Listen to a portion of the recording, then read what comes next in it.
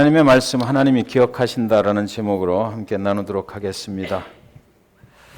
연세가 좀 드신 분들은 혹시 기억하실지 모르겠는데 1967년 저는 이 사건을 아주 생생하게 어린 나이였지만 제가 고향이 충청도 예산인데 청양 충남 그 예산에서 얼마 떨어지지 않은 청양에서 벌어진 일이라 기억을 합니다. 충청남도 청양군에 있는 구봉광산에서 배수부에서 막장에 물을 퍼내던 일을 했던 한 사람이 있는데 그 사람의 이름이 양창선, 원래는 이북에서 오신 분이라 김창선인데 여기 그 이남에 오셔서 다시 이름을 등록을 하실 때 양창선으로 돼서 양창선이라고 불렀던 분이 계십니다. 그분을 혹시 기억하시는 분들 계십니까? 구봉광산에서 생명을 잃을 뻔하다가 이렇게 구출이 됐던 그런 분이십니다.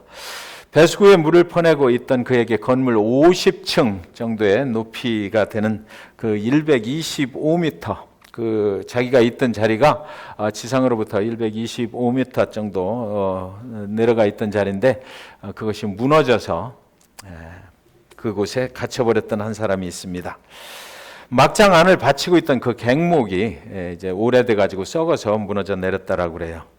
그런데 그분이 군에 있을 때 해병대 출신이라고 그럽니다. 그래서 그 해병대에서 배운 기술이 있는 거예요. 그래가지고 보니까 옆에 자기가 가지고 갔던 후레쉬가 있어서 그 후레쉬를 가지고 그 무너져 내린 틈 사이로 이렇게 내가 살아있다라는 것을 이제 비추기 시작했고요.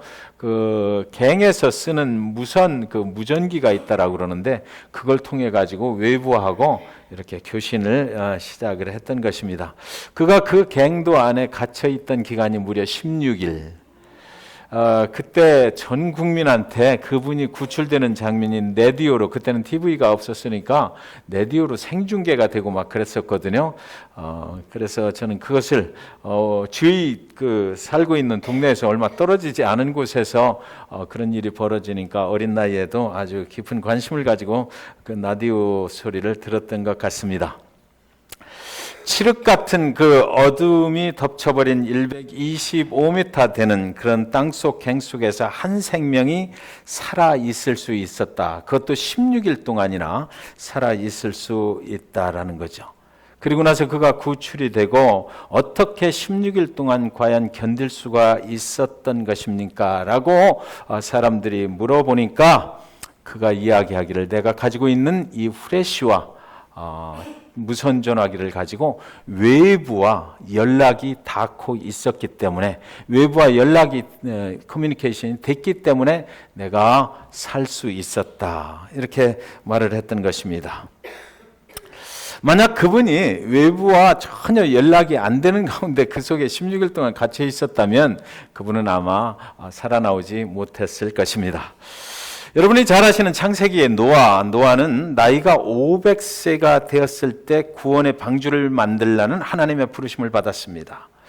오랜 시간이 흐른 후에 배가 다 지어졌고요. 그리고 나서 이제 하나님의 심판의 날이 되어서 이제 하늘에서 폭우가 쏟아지기 시작하는 것입니다.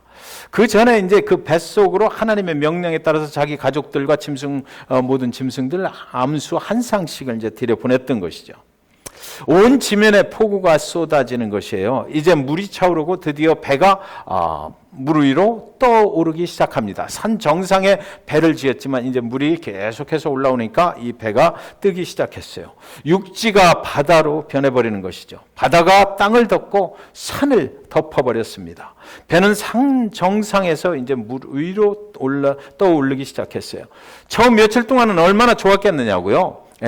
자기들은 이제 살았다. 하나님의 심판에서 구원을 받은 자다. 그리고 온 세상이 물에 잠겨버리고 자기들이 탄 배만 쫙 하고 또 올라갈 때 처음 얼마 동안은, 며칠 동안은 굉장히 좋았을 것 같아요. 그들은 환호성을 질렀을 것 아닙니까?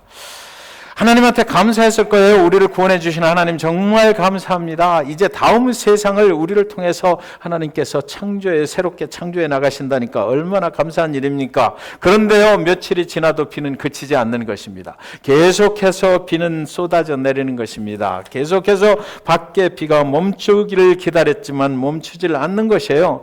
가끔 창문을 통해서, 배에 있는 창문을 통해서 밖을 쳐다보지 않았겠느냐고요. 밖을 쳐다보니까 그 안에 그들이 있었던 기간이 무려 150일 동안이에요. 계속해서 비는 쏟아집니다. 밖에 상황이 어떤가 하고 가끔 쳐다보았을 것이에요. 여러분, 허리케인이 이 동네를 지나갈 때 한 2, 3일만 그 영향권 내에 있어도 굉장히 힘들고 두렵고 그렇지 않습니까? 많은 것들이 파괴가 되고 그러는데 150일 동안 그런 상황 가운데 방주 안에 있었다는 것, 얼마나 그들을 두렵게 만들었을까요? 그것이 좋은 일만은 아니었을 것 같아요. 그게 오랜 동안에 그 안에서 자기들이 살아 있어야만 되는 그런 상황이 벌어진 것이죠. 그 안에 또 짐승들이 얼마나 또 그 생리현상을 하고 뭐 이러니까 그 안이 얼마나 복잡했겠느냐고요. 그 안에서 언제 우리가 밖으로 나가게 될까? 그래서 가끔씩 창문을 이렇게 통해서 밖을 내다 보니까 창밖에는 쓸려온 시체들이 물에 빠져 죽을 때 거기서 이렇게 물을 들이켜가지고 배가 퉁 하고 불어가지고 그런 시체들이 둥둥 떠다녔을 것 같아요.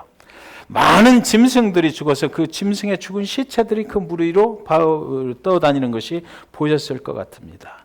그때 그들의 두려움 가운데 이렇게 쏟아지는 폭풍 속에서 하나님의 약속을 믿고 여기까지 왔는데 하나님께서 혹시나 이 상황 중에 우리도 잊어버리면 어떻게 될 것인가?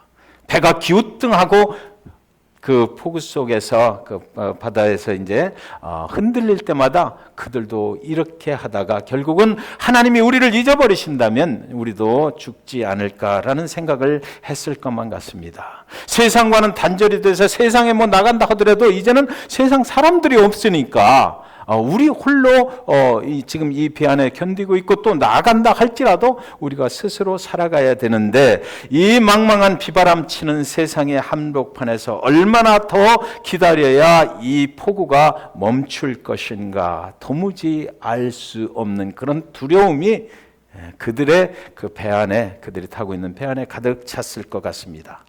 가장 두려웠던 것, 노아가 그때 가장 두려워했던 것, 그것은 세상에 있는 사람들이 다 죽고 나만 살아있다는 두려움 아니겠느냐고요. 다른 사람들과 연결될 수 없다는 것, 외부에서 나하고 커뮤니케이션이 될 수 없다는 것, 그것이 그를 굉장히 두렵게 했을 것만 같아요. 두려움은 혹시나 하나님께서 이 구원의 방주조차도 잊어버리신다면, 하나님의 약속이 있었는데 그런데 이 기간이 너무 길어져 버리니까 하나님께서 우리를 구원해 주시고 우리를 통해서 일하시겠다고 하신 그 약속을 하나님이 혹시나 잊어버리신다면 우리는 도대체 어떻게 해야 되는 것인가 라는 그런 두려움이 그들 가운데 있었을 것 같습니다. 하나님과 세상으로부터 우리가 고립돼 버린다면, 하나님이 잊어버리고 세상도 우리를 잊어버린 상황이 되어버린다면 그것은 인간에게 가장 치명적인 두려움이 드는 것이다 라는 거죠. 그런데 성경은 말하기를, 그러나 그런 두려움 가운데 있는 노아와 그 구원의 방주를 하나님께서는 기억하셨다, 이렇게 되어 있습니다. 150일이 이제 흐르고 난 후에 하나님께서는 땅을 말리시기 시작하고 그들이 밖으로 나올 수 있도록 인도하셨던 것이죠.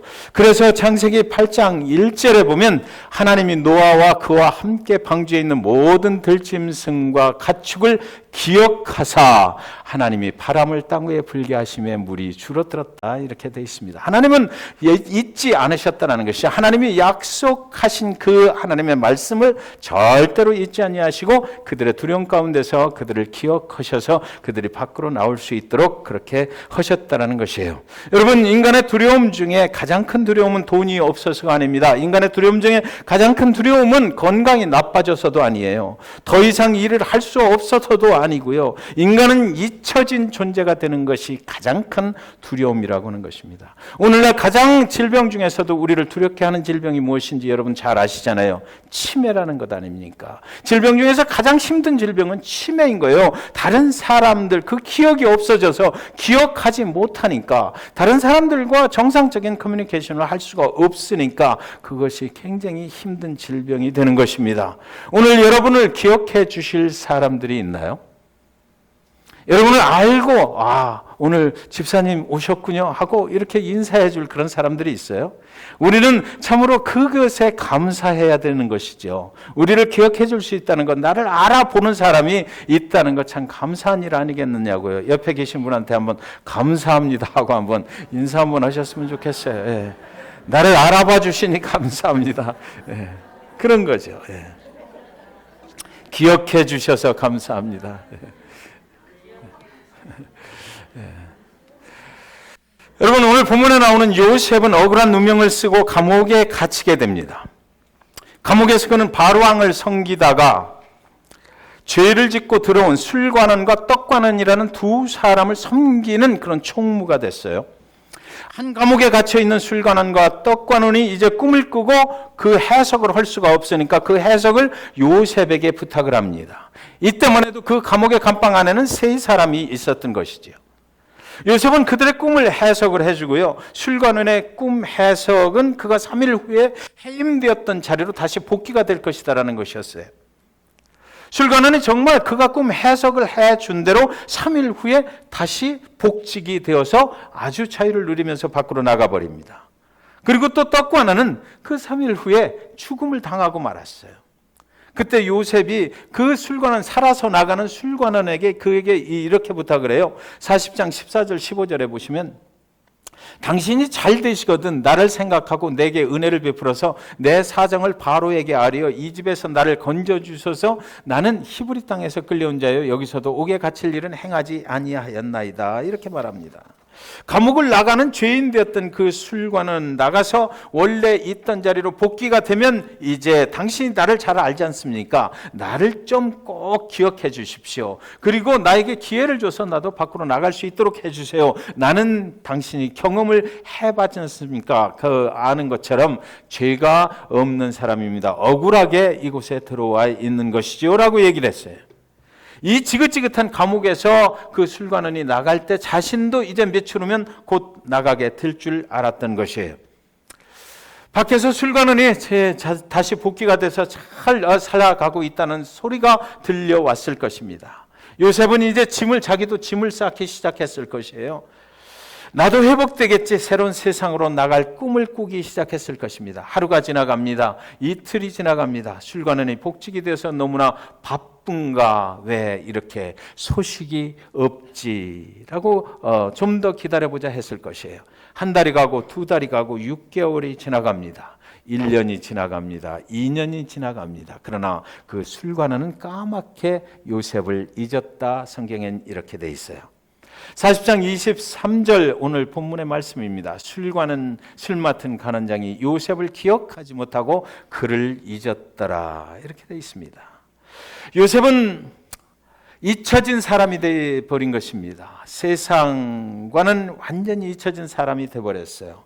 자신을 기억해 줄 사람이 아무도 없다라는 것이죠. 그가 죄를 지었던 죄를 짓지 않았던 그런 것은 이제 관계가 없습니다. 자신을 제발 기억해 줄 한 사람만 있어도 좋을 텐데 그는 그 깊은 감옥 속에서 자신을 기억해 줄 아무도 없다라는 그런 두려움에 쌓여 있을 수밖에 없었던 것이죠.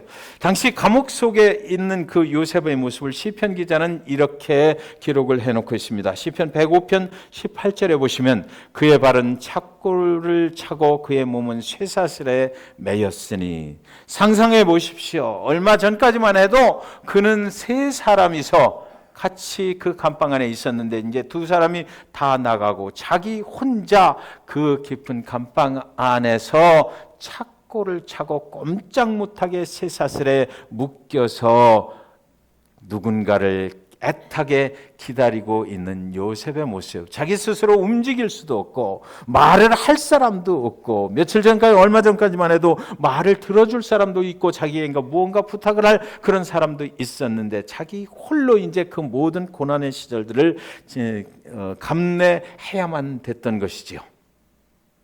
그가 정말 죄를 지은 대가를 치르는 것이라면 그래도 좀 나을 텐데, 그러나 그는 죄가 없는 사람이잖아요. 내가 왜 이렇게 억울한 누명을 쓰고 감옥에서 쇠사슬을 차고 있어야 하나. 그를 구원해 줄 모든 소망이 완전하게 사라져 버렸다라고 지금 시편 기자가 기록을 해놓고 있는 것입니다. 사랑하는 여러분, 저와 여러분이 인생을 살아가면서도 이런 상황을 만나지 않습니까? 제 모습 속에도 이런 상황이 있고 제 인생 중에도 이런 상황이 있어요. 여러분의 모습 속에도 그런 상황을 만나게 될 때가 있으리라고 저는 생각을 합니다. 여러분, 요셉이 광야의 구덩이 속에 형들의 미움을 받아서 밀어 넣어졌을 때 하늘에 뚫린 구멍으로 하늘을 향해서 소망을 가질 수가 있었을 것입니다. 이스마엘 상인들에게 끌려갈 때 이스마엘 상인들이 그를 죽이지는 않겠지, 그리고 그곳에 가서 낯선 곳이지만 뭔가 새로운 세상을 만나게 되겠지라는 소망이 있었을 것입니다. 그의 소망처럼 보디발이라는 시위대장을 만나서 보디발의 집에 들어가서 또 소망을 갖고 열심히 일을 했더니 보디발의 집에 총무가 됐어요.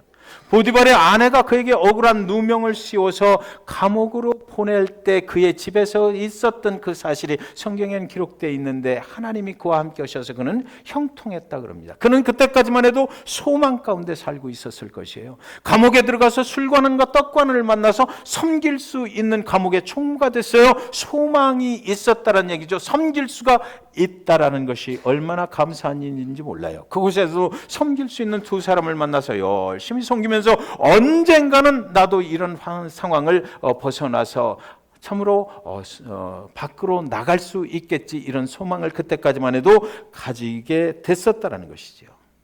그런데 꿈처럼 그 꿈 해석이 끝나고 나서 술관원이 밖으로 나가고 복직이 되고 그랬는데, 이제 그가 그를 까맣게 잊어버렸다라고 했을 때 모든 소망이 사라졌다라고 성경에는 기록을 해놓고 있는 것입니다.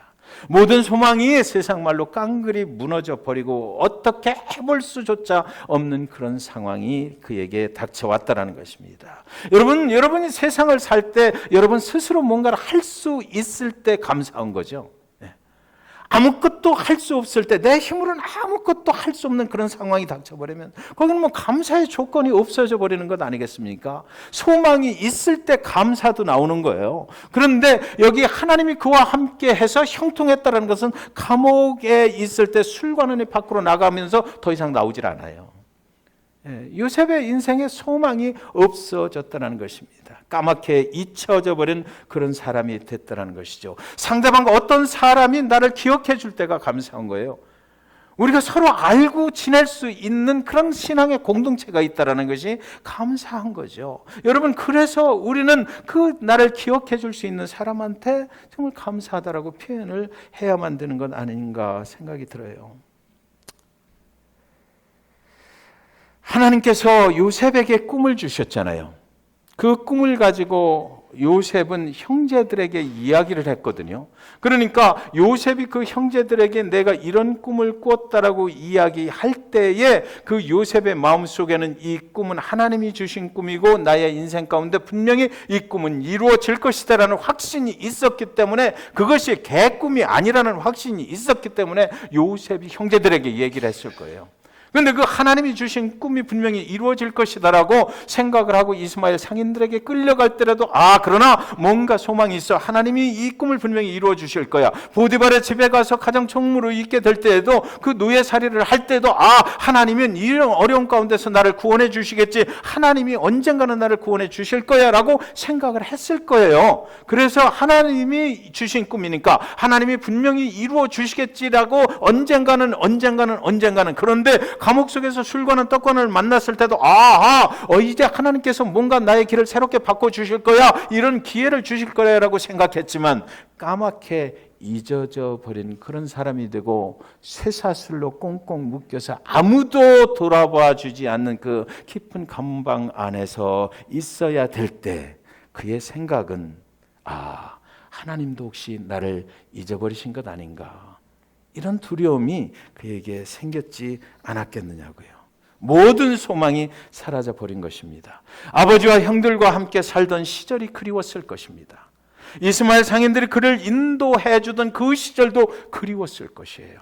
보디발의 집에 있을 때 억울한 누명을 쓰긴 했지만 그러나 그 시절이 그 감방 안에서 얼마나 그리웠겠느냐고요. 그래도 그 시절에 좋았는데 어느 누구도 그의 인도자가 되어줄 수 없는 감옥 속에 있는 것입니다. 이스마엘 상인들이 그를 인도했어요. 보디발이 그를 인도해 주었어요. 술관원과 떡관원이 그를 인도해 주었어요. 그런데 지금은 아무도 없는 것이에요. 사랑하는 여러분, 저와 여러분의 인생에 이런 시절들을 만나시지 않습니까? 아무도 내가 부탁할 사람이 없고 나의 고통을 알아줄 아무도 없는 거예요. 말하고 싶지만 말을 해도 안 될 것 같은 그런 상황 속에 내 주변에 있는 모든 상황들이, 내 주변에 있는 모든 사람들이 나에게 고통만 주지 도대체 나를 구원해 줄 것 같지 않은 그런 소망이 없는 상황이 여러분의 인생 가운데도 분명히 있으리라고 저는 생각합니다. 세상의 모든 소망은 끝나버렸다라는 거죠. 그런데 사랑하는 여러분, 이 시편 기자는 19절을 이렇게 기록해 놓고 있습니다. 18절을 19절을 보시면 그의 발은 착고를 차고 그의 몸은 쇠사슬에 매였으니 곧 여호와의 말씀이 응할 때까지라. 매였으나 곧 여호와의 말씀이 응할 때까지라. 그의 말씀이 그를 단련하였도다. 이렇게 돼 있어요. 여러분, 여기 여호와의 말씀이 응할 때까지라고 분명히 성경 기자는 기록을 해놓고 있거든요. 우리가 하나님 앞에 구원을 받고 그리고 하나님을 따라가는 그 길 중에, 인생의 여정 중에 정말 소망이 없는 것 같고 아무것도 내가 기대할 것 없는 것 같은 그런 고난의 고통의 시절들, 외부와 완전히 단절이 돼서 누구한테 나를 구원해달라고 부탁해봐야 먹히지도 않을 것 같은 그런 엄청난 고통의 시간이 끝날 때가 있다. 그런데 그것은 하나님이 아신다라고 점을 찍어놓은 거죠. 여기 하나님의 말씀이 응할 때까지만 그 고통을 받게 돼 있다는 것이에요. 그러니까 그 고난의 시간 동안 하나님의 계획하심이 거기 있다는 거죠. 하나님이 뭔가를 나에게 하시려고 하는데 그것이 뭐냐고 그러면 하나님의 말씀으로 그를 단련하는 기간이다라는 것입니다. 하나님의 말씀 가운데서 하나님만 집중할 수 있도록, 모든 삶의 문제가 하나님께만 맡겨질 수 있도록, 세상과 모든 것이 단절된 그런 상황에서 하나님께만 모든 것, 그러니까 무슨 얘기예요? 요셉한테 이런 시간이 있었다는 것은 요셉에게 하나님이 주신 꿈이 있었다는 거 요셉도 알고 있었을 거예요. 그런데 그 하나님의 꿈이 이제 이루어지겠지 하는 그 기대마저도 완전하게 빼앗아 버리는 그 하나님, 그때는 모든 것을 통째로 하나님께 의지해 버리지 않으면 안 되는, 그리고 자기 자신의 생각조차도 다 없어져 버리고 하나님이 그냥 가서 내가 꺼내줄게 할 때 그냥 하나님이 가셔요 라고 내줄 수 있는 이런 상황을 하나님께서 만들어 버리셨다라는 거예요. 하나님은 여러분, 우리가 아무 생각이 없이 하나님께 우리의 인생의 전체를 맡길 때 그를 들어서 사용하신다라는 거죠. 이 다음의 이야기를 우리는 다 알고 있잖아요. 우리는 그 고난 가운데서, 고통 가운데서 누가 나를 구원해 줄 수 있을까? 세상에 누군가 좀 연결이 됐으면 좋겠다. 나를 구원해 줄 뭔가 세상에 무슨 힘이 좀 있었으면, 힘 있는 자가 나를 구원해 줬으면 좋겠다라는 이런 생각을 품지 않습니까? 그러니까 하나님이 주신 꿈을 하나님께서 이루어 주시는 그 인생의 길이라고 하는 것은 그것조차도 다 버리게 만들어 버린다는 거죠. 그것조차도. 저와 여러분이 인생의 길을 가면서 하나님의 사람으로 하나님 따라 살면서 하나님의 축복권의 그 안에 있고 그 영향권 안에 살아가고 하나님이 나를 복되게 하시겠지, 하나님의 뜻대로 내 인생을 인도해 가시겠지라고 기대하고 소망 가운데 살아갈 때 그것조차도 정말 하나님이 원하시는 사람, 하나님이 정말 축복하시길 원하시고 하나님이 정말 쓰시길 원하시고 하나님의 영광을 위해서 사용하기를 원하신다면 하나님은 그것조차도, 그런 생각조차도 쌍그리 무너지게 만들어 버리신다는 것이에요. 그래서 하나님이 그냥 터치만 해도 그냥 따라갈 수 있도록 만들어 버리신다는 거죠. 여러분, 고난에, 하나님이 주신 그 고난이라면 그 고난에는 끝이 있습니다. 하나님이 때를 정하셨다라고 그래요. 우리가 힘들어할 때 이 말씀이 우리의 위로가 되는 것입니다. 우리가 병에 걸려서 힘들어해요. 하나님께서 그 때를 통해서 하나님이 역사하시고 뭔가 하나님께만 온전하게 의지할 수 있도록 그 단련의 시간을 하나님께서 허락하신다는 거죠. 그 시간은 분명히 끝이 있고 회복될 것이다라는 것이에요. 그것이 영원까지 가지 않는다라는 것입니다. 만료기간, 인간으로부터 세상으로부터 잊혀진 그것의 만료기간이 분명히 있다라는 것입니다. 우리 과자봉투에 만기가 써 있잖아요. 그날이 분명히 우리 인생에도 있다라는 것이에요. 그 하나님이 주신 꿈은 철저히 하나님 스스로 이루실 수 있도록 내어 맡기는 그런 것을 오늘 본문 속에서 보게 되는 것입니다. 그래야 된다라는 거죠. 요셉에게 주셨던 그 고통의 날들은 하나님 외에 그 어떤 것도 배제시켜버린 거예요. 하나님이 일하시길 원하실 때, 하나님이 우리 집사님들을 사용하시길 원하실 때, 김한규 목사를 사용하시길 원하실 때, 하나님께서는 세상의 어떤 힘으로도 하나님이 사용하실 수 없도록 뭔가를 할 수 있는 그런 작용을 못하도록 완전하게 차단해 버리신다는 거예요. 그 깊은 감옥 속에서 착고를 차고 있을 때 그 인간이 생각할 수 있는 것이 무엇이겠느냐? 나하고 얘기할 사람이 아무도 없는데, 세상과 연결되는 끈이 아무것도 없는데, 그것을 온전하게 다 제거해 버리시고, 그리고 나서 그 다음에 창세기 41장이 나오거든요.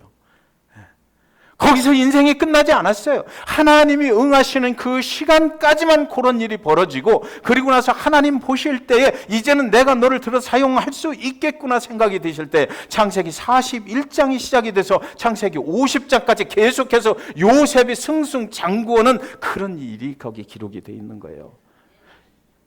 인생은 창세기 40장에서 끝나질 않았어요.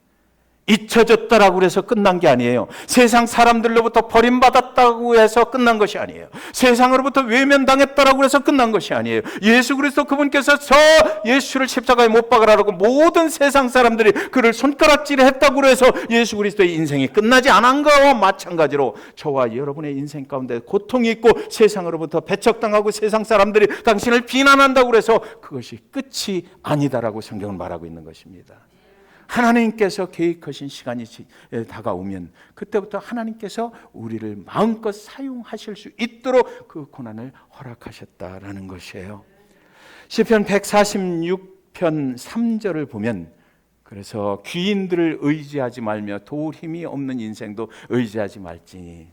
참, 이 말씀이 무슨 말씀입니까? 세상에 힘 있는 자들을 의지하지 말라는 거죠.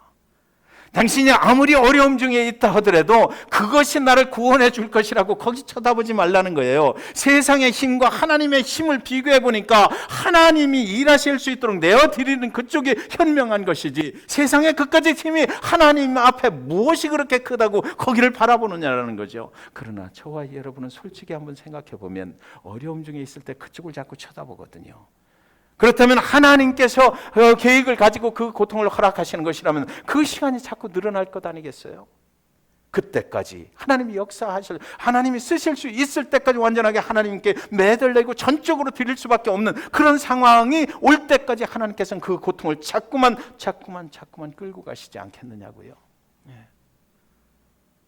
세상을 의지하지 말라, 귀인들을 의지하지 말며 도울 힘이 없는 인생도 의지하지 말지니. 인생은 의지의 대상이 아니다라는 거죠. 세상은 의지의 대상이 아니에요. 인간이 조금이라도 의지하고픈 모든 것들이 제거되고 난 후에 하나님이 이제 사건을 일으키시기 시작합니다. 41장 1절이 이렇게 시작을 해요. 만 2년 후에 바로가 꿈을 꾼즉 자기가 나일 강가에서 있는데, 이렇게 시작해요. 왜 이런 질문이 들어요? 왜 이 성경 기자가 이것을 만 2년 후라고 꼭 해놨을까? 오랜 시간이 흐른 후에 이렇게 해도 되잖아요. 그 고통의 경험이 끝난 후에 이렇게 해도 되는 거고요. 근데 만 2년 후라고 해놓은 거예요. 왜 그랬을까요? 이 사람은 그 날수를 세고 있었던 거예요. 그래서 만 2년 후부터 이제 무슨 일이 일어나는지를 41장부터 기록하고 있는데, 그래서 다음 주 설교 제목은 만 2년 후입니다. 만 2년 후에 무슨 일이 그의 인생 가운데 일어나는 것일까? 요셉의 인생 속에 그 2년이라는 시간은 얼마나 긴 시간이었을까? 그죠? 얼마나 긴 시간이었을까? 세상도 그를 잊어버리고 하나님마저도 그를 잊어버린 그런 시간. 착고를 차고 쇠사슬에 매어서 어두운 감옥에서만 보냈던 그 2년이라는 시간. 그 기나긴 세월을 보냈던 요셉이 어두운 감옥에 조그맣게 뚫린 만 2년 후에 그 감옥 속에서 그동안 보지 못했던 그 창문을 뚫고 들어오는 조그마한 햇살, 그것이 그가 갇혀있는 착고에 매어서 갇혀있는 그 감옥의 벽에 탁 와서 무지갯빛으로 딱 비치는 날이 이제 왔다라는 것이죠. 그 고통이 끝나는 날이 왔다라는 것입니다. 창틈을 타고 들어온 따스하고 강렬한 햇살이 감옥의 한쪽 벽에 비추기 시작하는 것이 눈으로 보이는 거예요. 요셉의 인생에 이루 말할 수 없는 비참함과 절망과 고통이 끝이 나고 있는 사인이 거기 들어온 것이죠. 세상이 외면을 했던 그 인생이 이제 새로운 인생으로 바뀌고 있는 것입니다. 여러분, 세상이 여러분을 잊어버린 것 같을 때 있잖아요. 세상이 나를 무시해버리고 내가 어찌할 수 없는 그런 환경 속에 있는 그런 날이 만 2년 후에 이제 요셉의 인생에서는 끝나게 된다고 지금 성경은 말하고 있는 것입니다. 망망한 바다 한가운데 배 한 척이 침몰했어요. 모두들 구명보트에 올라탔지만 한 사람이 보이질 않는 것입니다. 이 사람이 어디 갔나? 그 밤바다에서 절박한 표정으로 안절부절 못하고 있던 그 무리 앞에 급히 한 사람이 이제 뒤늦게 달려서 그 배에 같이 구명보트에 올라타는 것입니다. 그래서 어디 갔다 온 거야? 그 사람이 손을 펴 보이면서 말했어요.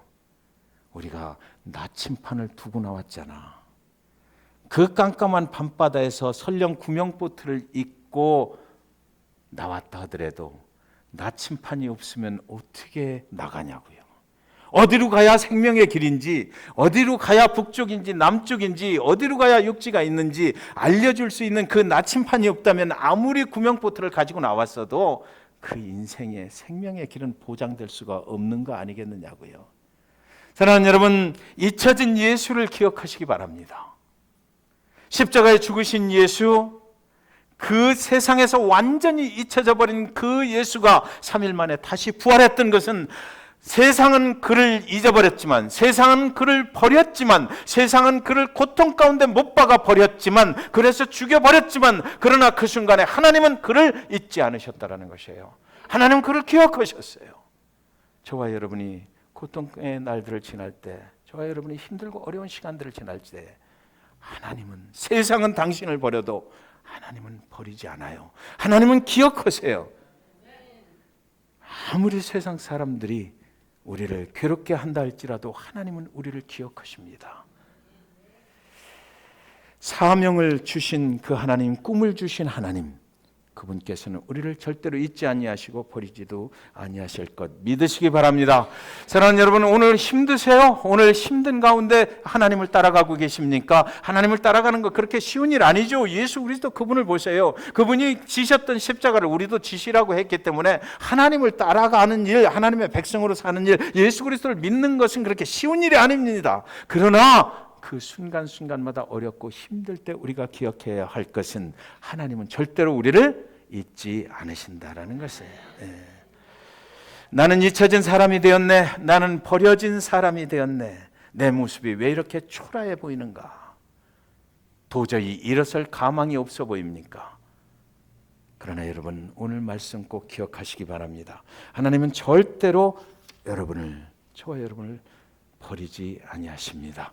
꼭 그 말씀 기억하시고 모든 고난 가운데서도 이제 하나님의 때가 되면 믿음으로 있으면 하나님께서 여러분을 들어서 모든 것 회복하시고 하나님의 축복 가운데 하나님께서 사용하실 것을 믿으시기 바랍니다. 기도합니다.